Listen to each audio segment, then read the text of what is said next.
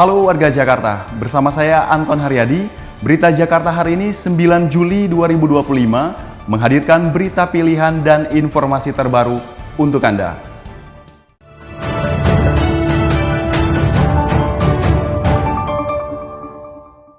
Warga Jakarta, sebelum kita ke berita utama berita Jakarta hari ini, dari meja redaksi telah kami siapkan 3 berita pilihan dari website beritajakarta.id berikut ini. Informasi pertama, Dinas Penanggulangan Kebakaran dan Penyelamatan atau Bulkarmat melaksanakan program Damkar Menyapa. Ini merupakan program edukasi kepada masyarakat mengenai pentingnya memperhatikan instalasi listrik, penggunaan kompor gas yang aman, serta kegiatan yang berpotensi menyebabkan kebakaran. Dengan melibatkan masyarakat, program Damkar Menyapa diharapkan bisa menekan angka kebakaran di Jakarta. Informasi selanjutnya, pembangunan tanggul Kali Semongol di Kalideres, Jakarta Barat akan segera dibangun untuk mencegah meluapnya air Kali Semongol ke jalan saat volume air naik. Tanggul dengan panjang 15 meter akan dibangun di sisi Jalan Kamal Bendaraya, sementara 8 meter dibangun di sisi Jalan Menceng Raya. Kemudian ada informasi, ratusan alat bantu fisik telah disalurkan oleh Sudin Sosial Jakarta Utara untuk masyarakat yang membutuhkan. Ada 360 unit kursi roda dewasa, 10 unit kursi roda anak, 200 unit alat bantu dengar, dan 10 unit alat kaki palsu. Untuk persyaratan permohonan bantuan, warga hanya perlu menyiapkan surat keterangan tidak mampu, fotokopi KTP atau KIA, fotokopi kartu keluarga, dan foto diri. Informasi selengkapnya, warga Jakarta bisa langsung kunjungi website beritajakarta.id, website berita resmi pemerintah Provinsi DKI Jakarta.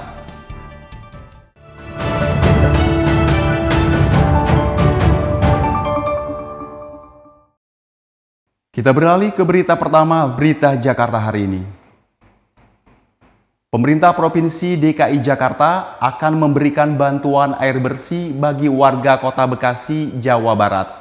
Bantuan akan diberikan melalui badan usaha milik daerah BUMD Pamjaya yang memiliki kelebihan produksi air bersih. Gubernur DKI Jakarta Pramono Anung menerima kunjungan Wali Kota Bekasi Tri Adianto di Balai Kota Jakarta. Dalam pertemuan ini, berbagai program sinergi kedua wilayah dibahas.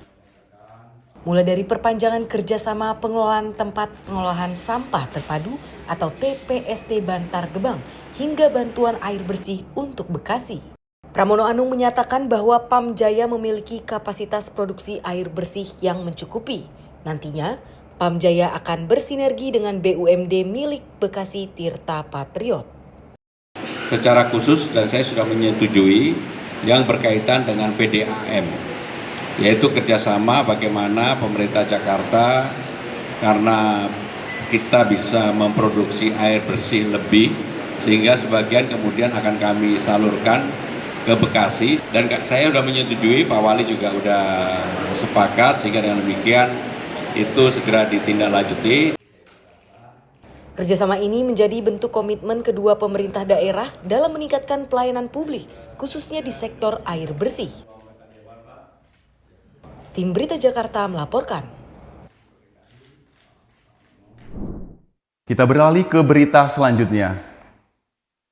Untuk mengatasi banjir di Jakarta, terutama di titik rawan banjir, Gubernur DKI Jakarta Pramono telah menandatangani penetapan lokasi guna percepatan pelaksanaan normalisasi Sungai Ciliwung. Pemerintah Provinsi DKI Jakarta berkomitmen untuk melanjutkan normalisasi Sungai Ciliwung. Dari total 33,69 km, masih ada 16,5 km yang harus diselesaikan.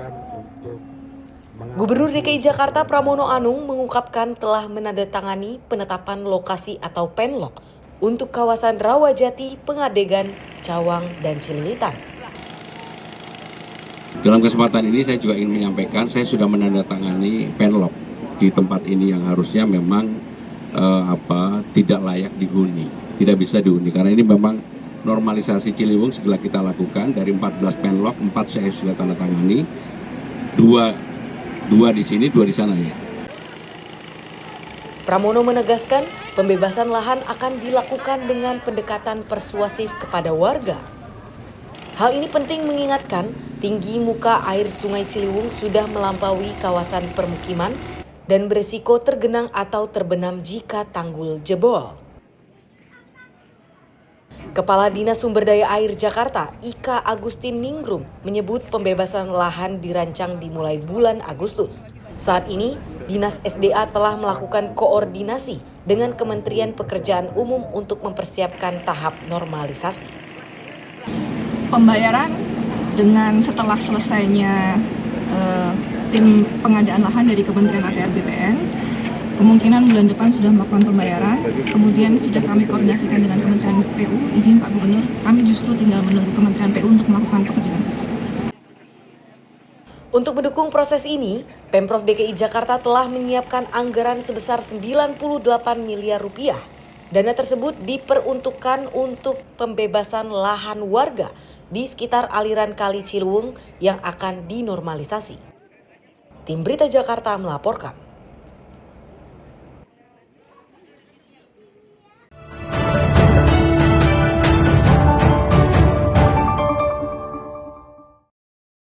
Kita masuk ke segmen Info Jakarta. Ada informasi terbaru dari Dinas Ketahanan Pangan, Kelautan, dan Pertanian DKI Jakarta yang membuka pendaftaran sterilisasi kucing gratis. Program ini bertujuan untuk mengendalikan populasi serta meningkatkan kesejahteraan hewan di kawasan perkotaan. Pendaftaran dibuka mulai 10 Juli hingga 12 Juli 2025. Berikut syarat pendaftarannya.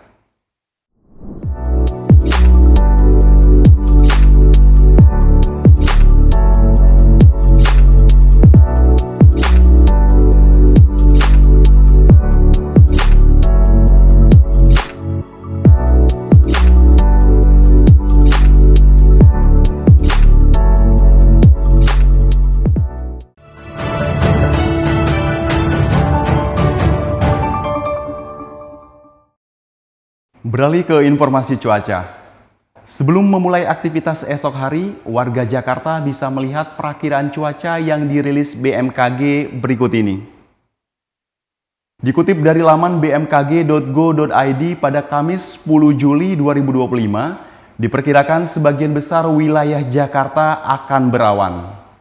Wilayah yang diperkirakan akan berawan yakni Jakarta Pusat, Jakarta Utara, Jakarta Selatan, Jakarta Timur, Jakarta Barat, dan Kepulauan Seribu. Suhu udara diperkirakan berkisar antara 22 hingga 31 derajat Celcius. Masyarakat diimbau tetap waspada terhadap perubahan cuaca yang terjadi. Demikian program Berita Jakarta hari ini. Saya Anton Haryadi dan tim redaksi undur diri. Menyongsong 5 abad Jakarta, jati diri Indonesia, megapolitan dunia. Sampai jumpa.